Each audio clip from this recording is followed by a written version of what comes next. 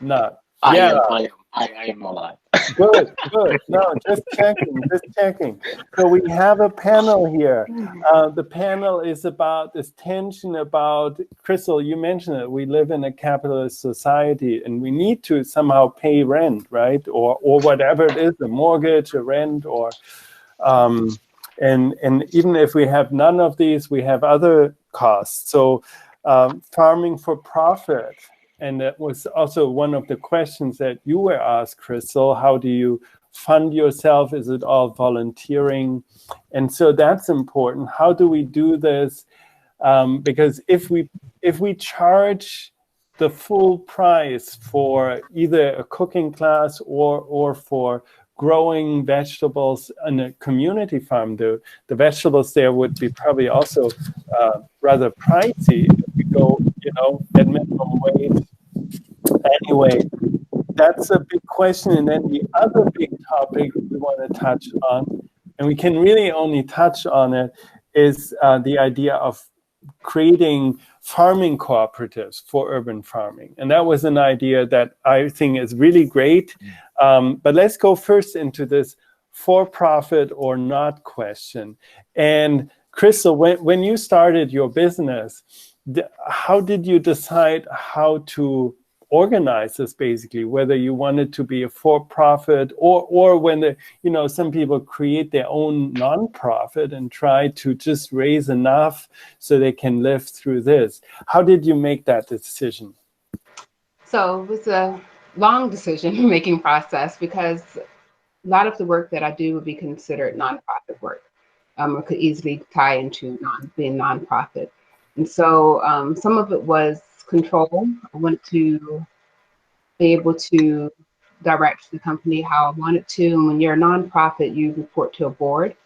And so that was part of it. And yeah, I think that was the idea of writing grants, even though I've managed large grants, I've managed a lot of that stuff. The idea of reporting and doing all of that was not very appealing to me. I wanted to do the work.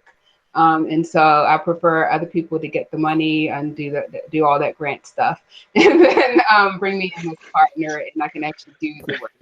Having said that, I actually did decide that I'm going to go on to start a nonprofit as well, because even though I don't like necessarily looking for grants and stuff, the grant that I just applied for, I wasn't planning on. Someone said I should. It was very relevant to exactly who I am and what I do. And so I went on and did it, and I was approved. And I was like, I need to go on and do that part too. So I'm going to start the nonprofit.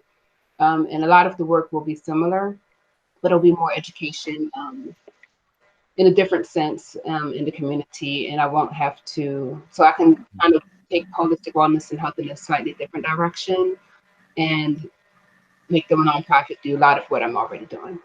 Great. No, that's excellent. So you kind of keep going and both have both fields, and you see advantages in one and in the other, and you kind of go with picking like what works for you in each case.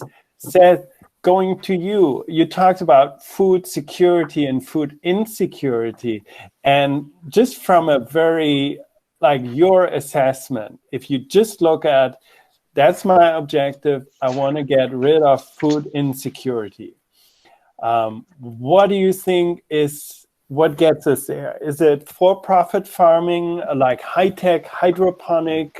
You talked about containers and systems, or is it non-profit farming, or is it a mix?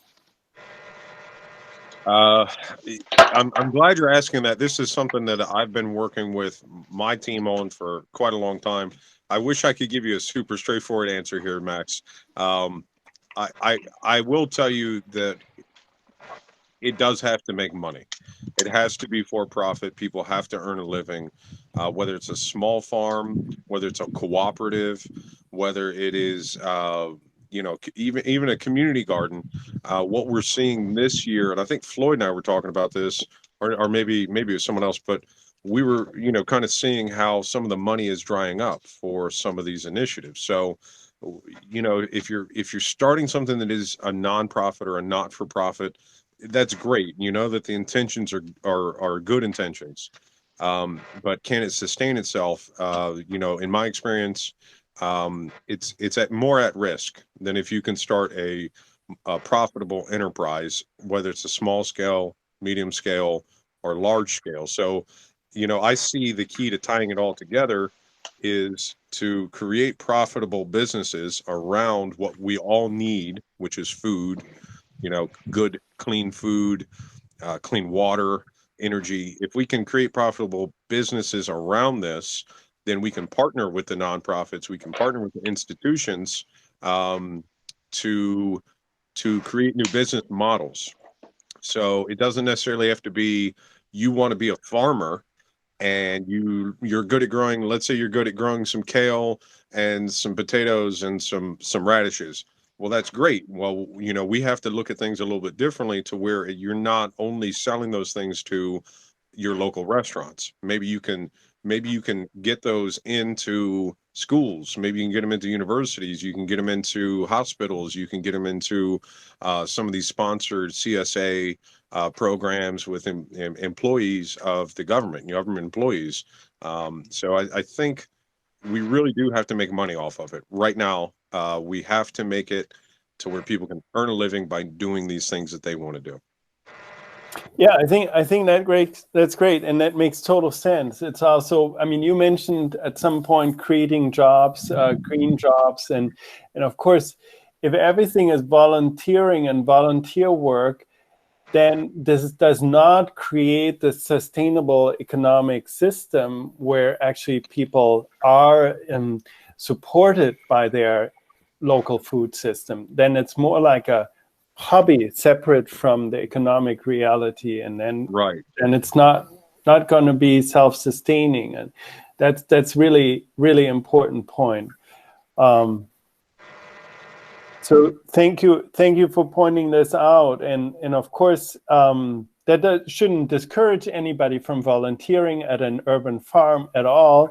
It's not what I mean. I'm just saying, like, people should have the option. And it's a good question. What does it say about our society if it's not possible to make a living in making healthy food, right?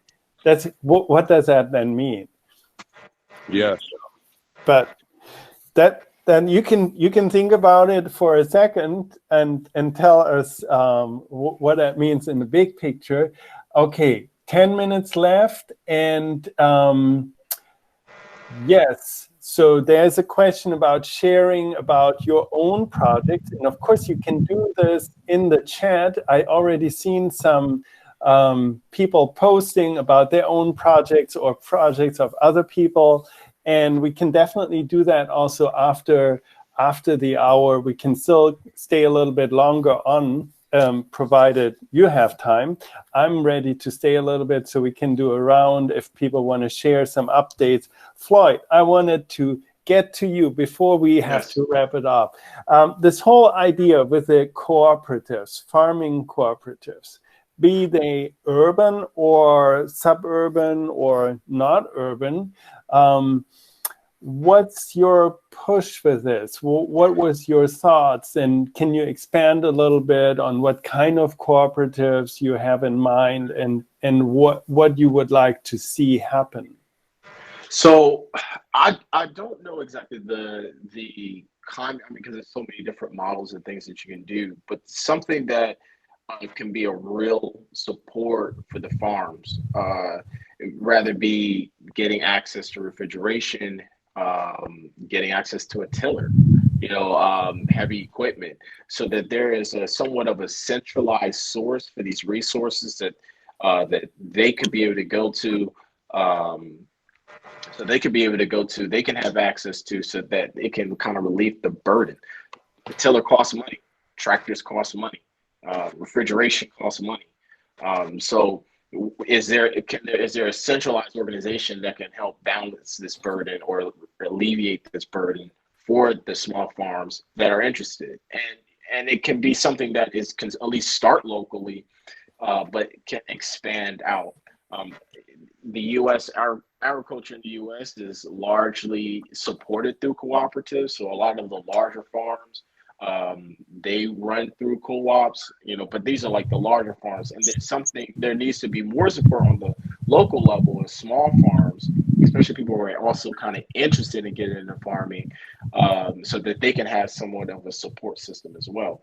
And that can also go into like financing, so that, one issue that is that often, that, like, for example, like grants, everybody's going, trying to get the same grant. But if you have more organization that can evenly distribute the funds of that grant as they come in together collectively, then everybody wouldn't have to, it wouldn't be, crabs at the barrel type of thing, and everybody's fighting for the same money.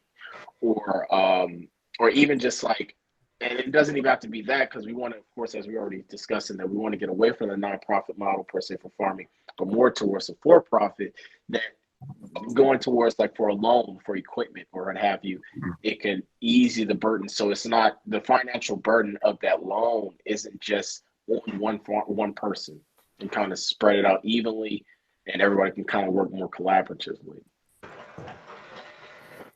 Great. So your idea is we start locally, meaning in your case in Baltimore. Yes. And how big should it start? I mean, that's always the question. How do you start? Do you have to have a land first, or do you just have people first and then see where it takes you?